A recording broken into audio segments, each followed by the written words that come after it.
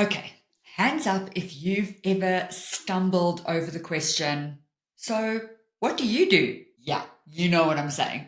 So, and then your brain short circuits and you kind of fall in between, well, I work in L&D, and then you're thinking, but does anyone know what that means? And so you'll end up saying, well, I train people. And yes, I have been there. And to be honest, I still answer like this, especially when I'm caught off guard. But here's what I want you to realize. When you answer, I train people, that is like a Michelin star chef saying, I make toast. Yes, technically true, but it is way underselling the brilliance, the magic that we actually bring to the table. And honestly, I get it. You're trying to keep things simple, but I train people doesn't come close to what you do. And it completely flattens your impact. It keeps you in that support function box. And honestly, it makes it easier for everyone around you to undermine your work. So today, we are changing that once and for all. I am going to break down our sort of journey from training to learning and development to talent enablement, which is the space I'm in now, and I want us all to get there. The reason why we need to move beyond I train people, how to explain your work to anyone with clarity and confidence and without sounding like some sort of buzzword machine, and the real impact you have on the business, even if no one sees it yet. And if you are listening to this on the podcast, I would, and this is the first time, I would recommend you actually go and watch the YouTube video, because I've created a 5-spoke impact model that you can download, and I'll show you where to get that at the end of this episode. But I am going to walk through that impact model, and I'm going to walk through the infinity loop, which explains what we do. So the infinity loop will explain the what we do, and the impact model will really give us the reason as to the value we bring to the business. So jump on YouTube, watch this there. But if you are in the podcast, that's okay. If you're busy driving or having a walk, that's okay, because at the end of this episode, I will let you know how you can download that. All right, let's start with section 1. The frustration is real. Come on, between you and me, we know most people don't really get what we do. And we are so busy doing the work that we don't stop to think about it and think about explaining our value in such a crystal clear way that it becomes like an absolute no-brainer. And I'm sure we've all done it. When someone asks what we do, we sort of default to the easiest explanation possible. So we say things like, I train people, I run onboarding, I facilitate leadership development. And every single time we say that, doesn't a little piece in you feel like, that's just not it. That's not right. Because the real work, it's strategic, it's complex, and it is deeply human. You are solving real problems. You are aligning the people with the business, and you're helping the organization stay relevant in a world that is changing faster than any of us can keep up. And let's take it from the perspective of the business people.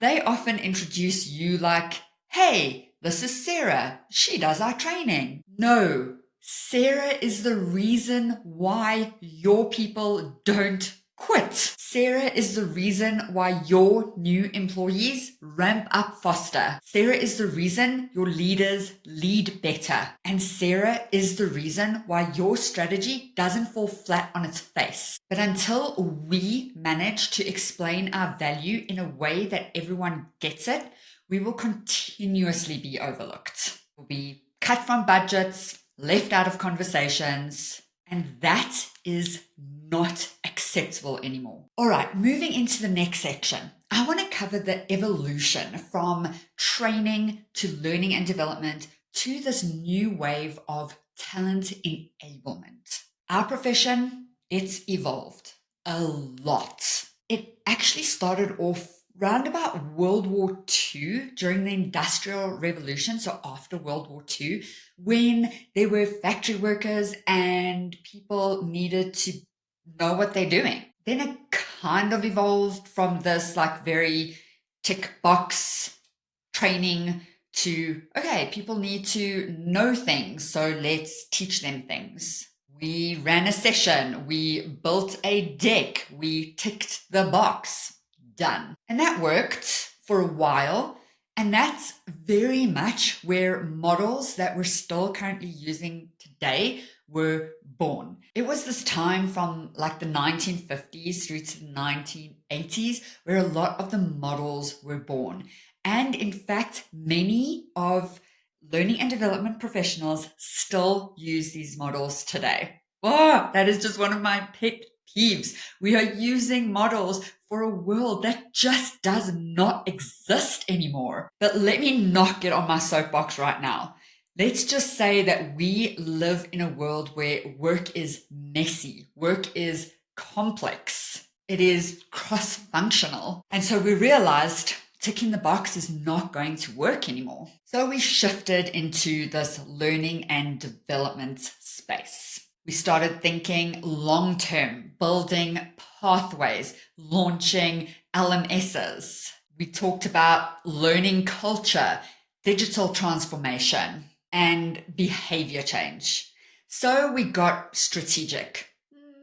Kinda. Because here's what I want us all to realize is that learning and development is still very much centered around learning. What do we need to teach people? What do they need to know? And honestly, that is not always the problem. Sometimes the problem is clarity. Sometimes it's leadership. Sometimes it's bad processes. And so sometimes the answer isn't more learning, it's enablement. And that is why I use the term talent enablement, because it's so much more than making people learn something. It's about helping them perform. It's about helping them grow in their career. And it's about helping them stay in an environment that is joyful, that actually lights people up. And people don't come to work dreading the day, but they actually come to work feeling fulfilled and a sense of purpose. That's what we do. So talent enablement is the future of this field. It's about aligning learning, leadership, performance, and change. All of that to drive business success through people. It's strategy meets psychology meets systems thinking. It is time we step into this. All right, let's move into section 3. If you've been here before, you know I like to get practical AF, and this is one of those moments. So section 3 is going to go through what we do. So I'm going to show you what talent enablement looks like in action. And I've created the infinity loop to do just this. At the center of the loop is you. Whether you are a team of 12 or a team of 1, you hold this all together. It is your thinking, your skills, your presence that brings everything together to make it successful. On the one side is the strategy work. This is what builds your credibility and influence over time. So the first piece here is strategic alignment. And it's actually something I've just coined as the satellite view, because it really is about lifting yourself up to 100,000 feet and looking at the bigger picture. So within strategic alignment, and I'm just going to make this super simple, a lot goes into it, but essentially it's where we stop asking, what training do you want? And we start asking, what business outcomes are you trying to drive. And I have another video that goes a little bit more in depth on this. And so I will link it right here. It will come up on the screen somewhere. So grab that, just open in a new tab so that you can keep watching this video and go to that one afterwards. Okay. Then we step into enablement mindset. And to me, this is a step change from a learning culture. So it's building on the foundations of creating a learning culture. But again, I take it one step further and I call it the enablement mindset. So it's not about what should we teach. It's what's getting in the way of performance. So maybe it's a system, a process, a mindset, and we fix the root, not just treat the symptoms. Next is the capability house. Here we actually determine the capability needed company-wide, and that's why I've coined the capability house framework. So we define what great looks like at every single level. The foundation of the house looks at what does everyone need to know? So what are those true for all competencies? It also includes things like your onboarding, your performance management. So you look at this is how we perform in the organization. This is what we need to know about the company. This is how I can be successful in this company. Other things like trust, for example, that is a capability we need to build in every single person. So those are our true for all capabilities. Then we have the walls of the house. And this is how I consider it can either be walls or pillars, but it is the functional skills that we need. So if you're working in, let's say, like manufacturing, you need engineering skills, you need packaging skills, we need logistics, supply chain, we have sales, we have operations. All of that forms the walls of this house. Then the roof of the house is our leadership skills. That is what protects us during the storms and the rain. So to me, the roof is our leadership capabilities. And you need the full house. Otherwise, it just all falls apart. Next up is the technology ecosystem. And here I have built something called the platform comparison matrix. And it's really to ensure we don't just buy the shiny thing. And we actually choose tools that actually enable learning. So it is embedded, it is accessible to all and aligned to what the business is, what it does, and where it's going. Okay, we now move on to the tactical side of the infinity loop. This is how we make it real. So first off, we have the content that counts. So forget flashy. Let's ask ourselves, is it useful? Is it clear? And is it actionable? My 7-pillar compass keeps us grounded in content that works. And then my favorite is probably the L&D game plan.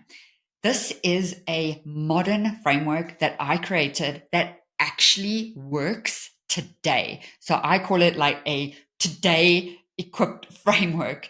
It starts off with investigation, and that to me takes up about 40 to 50% of our time. Because if we investigate, if we know exactly what the business needs, when it comes to engineering a solution, we are spot on. We then implement, so that's like the facilitation, the rollout, making it available to everyone. And then we optimize, and we continuously optimize throughout. So like I always say, I never facilitate the same session twice because I have changed something. I am continuously optimizing. So this is how we build, measure, and evolve solutions that actually stick. And through everything, we do performance consulting. So I know a lot of people like to pull performance consulting out as a separate thing, but to me, that is how we do everything. So whether we're investigating, engineering, implementing, optimize, whether we're looking at the technology ecosystem, whether we're building the capability house, it doesn't matter. Performance consulting is underpinned. It's the way we approach our entire work. And so that is like completely underpinned in everything we do, because we don't just accept training requests. We unpack the real need and build the right solution. So that is the loop, and it never stops turning. Okay, now for something brand new, something that I built alongside with people in my learning and development lounge sessions, and it is the 5-spoke model on the impact talent enablement has on the business. Because you might be thinking, well, cool, Candace, that sounds great, but how do I prove all of this actually matters? And I have you covered. So I'm going to take you through my 5-spoke impact model. Yes, you can grab it. It's a download, but let me take you through the sections now quickly. So when talent enablement is done right, we help the business. So number 1, we attract and keep the right people. So we make development a reason to join and the reason people stay. People see a future in your company. We build capability at every level, from a person with 1 hour of experience all the way through to the CEO. We define and develop the skills that moves the business forward. We use made for today frameworks, not recycled stuff from 1956. Number 3, we make high performance possible. So we clear the fog. We give people what they need to succeed, whether that's training tools, coaching, or clarity. We give it to them. Number 4, we increase agility and spark innovation. So we create that space to try, fail, and iterate. We build change-ready mindsets. And number 5, we elevate the entire employee experience. And to me, this is probably the most important thing, because I, at my core, believe that everyone should love their work. We spend so much time working, and I truly feel that people should feel energized by going to work. So from onboarding to offboarding, we help people feel connected, curious, and committed. This is how you show your impact. And yes, you can download this, and I encourage you to do that. Use it. Use it in your presentations, use it in your conversations, wherever you can. Let's honestly pick up the whole of this L&D field into talent enablement. Okay, now the final section is how to speak about what you do. And yes, full circle, because this was the opening and I was like, you cannot just say you just train people. And so I had to take you through sort of our evolution. We went through, from training to learning and development to talent enablement. We then went through the infinity loop, which spoke about what we do.